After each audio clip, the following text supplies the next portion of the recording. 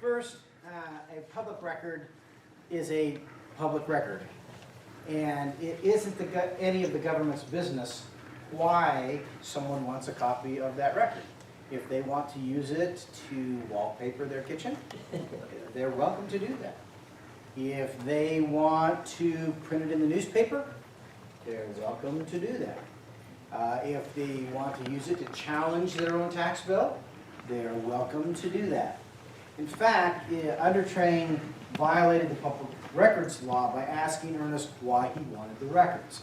The statute specifically says that the custodian of a public record shall make no inquiry of any person who applies for a public record except to, one, verify the identity of a person in accordance with the section of Idaho Code that allows you to see records about yourself. Now let me pause here for a moment.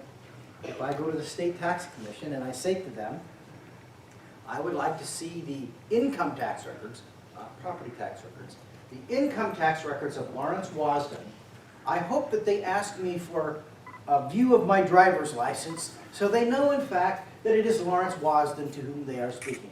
Why? Because it's a felony crime for them to disclose my personal income tax records to anyone except me.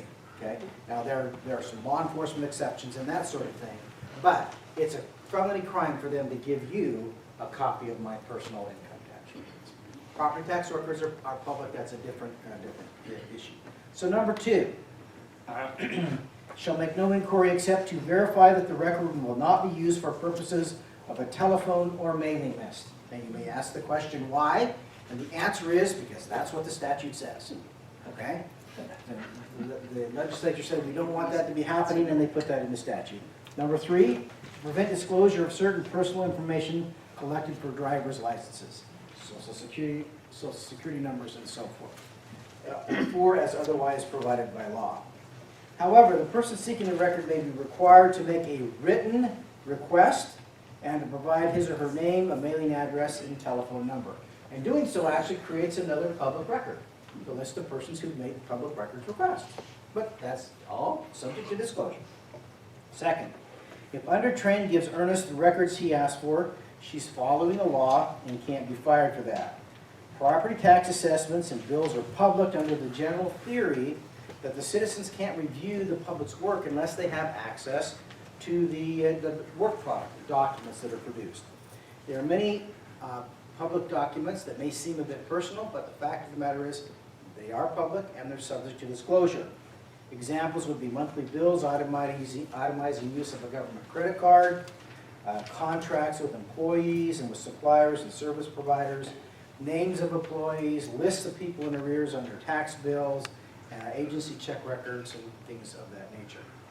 If you're spending public money or managing public agencies, the public has a right to see what's going on. Now, a number of years ago, when I was a young snot-nosed lawyer and I was Deputy Attorney General and I had a responsibility at the Tax Commission, I was pursuing a tax case against an individual who was an excavator. He dug holes for septic tanks.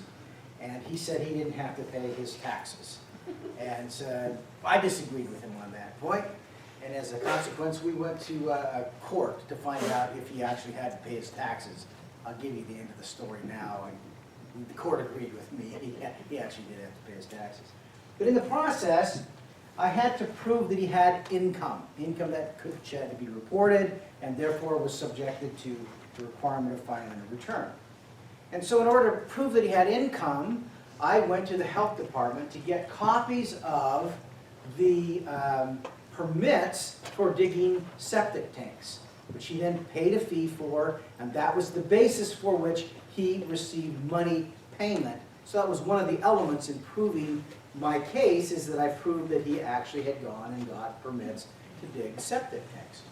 When I went into the health district to make this request, the clerk, in a rather officious, overbearing approach, said, well, why do you want that? And I said, you just violated the law, because you can't ask me that question. And by the way, if in fact you don't want to give me these documents, I can resolve that fairly simply, because I will either come back with a subpoena or a search warrant. And she just stopped, and her eyes got all big, and she turned around and scurried into her closet and slammed the door. And another clerk slid over to the counter, and she looked at me and she said, "How can I help you?"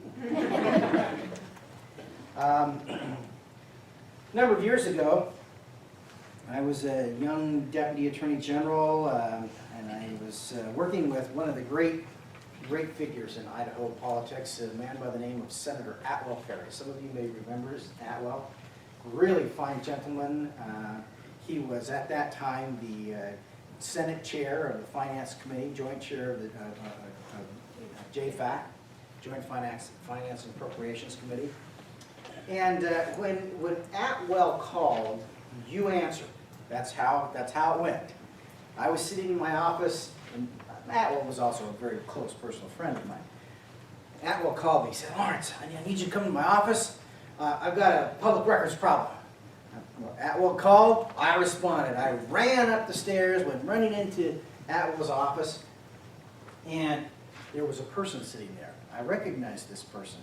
This person is one of those people that, how do I say this with a certain amount of gentleness, very aggressive public records person who made a lot of requests and made a lot of noise about these records. I thought, oh my goodness, what am I got myself into?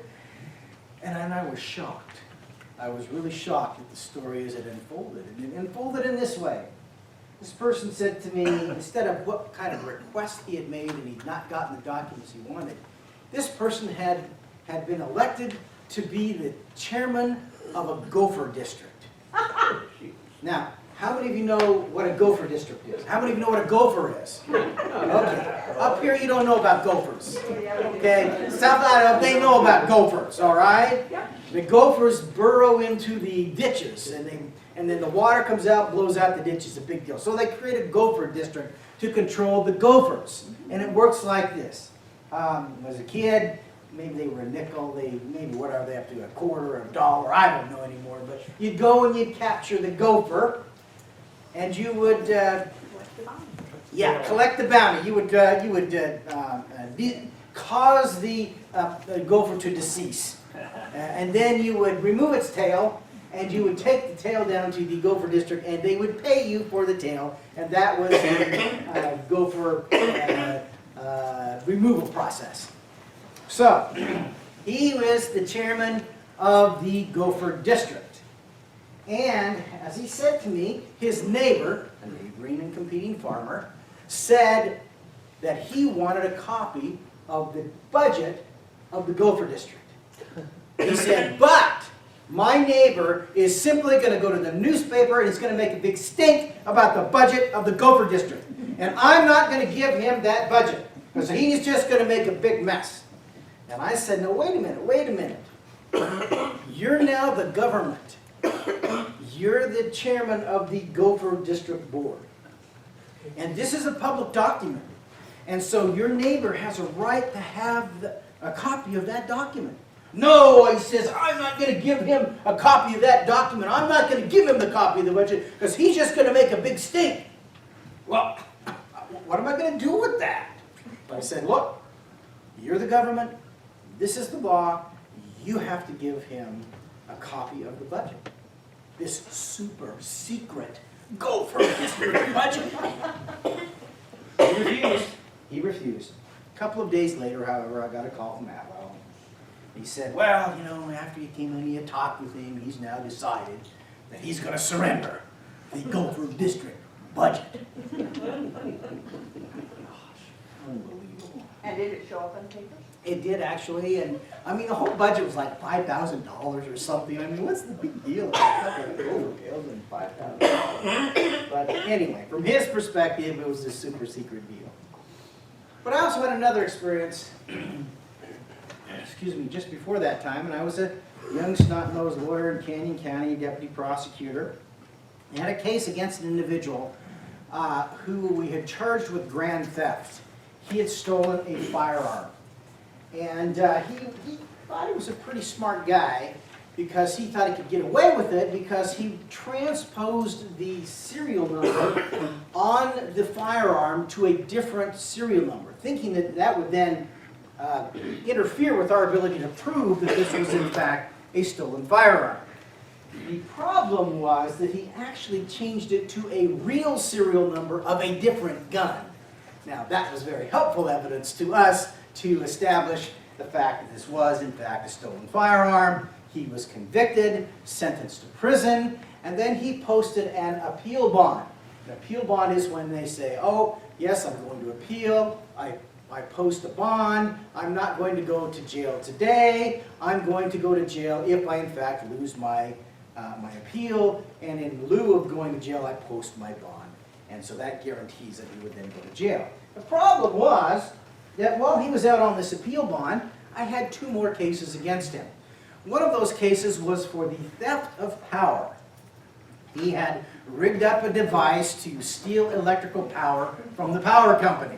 Now, in the collection of evidence, we had the glass power meter cover. I had his fingerprints on the inside of the glass meter cover. And he had a very interesting story about how we had surreptitiously gathered his fingerprints and then placed them on the inside of the power meter cover. I was just dumbfounded as I heard his explanation. I thought that would be a really interesting story to tell a jury. So we were in the process of telling that story. And at the same time, there was another case. I had a case of inattentive driving. So I had charged him with this crime. These 2 cases were sitting on my desk in my office.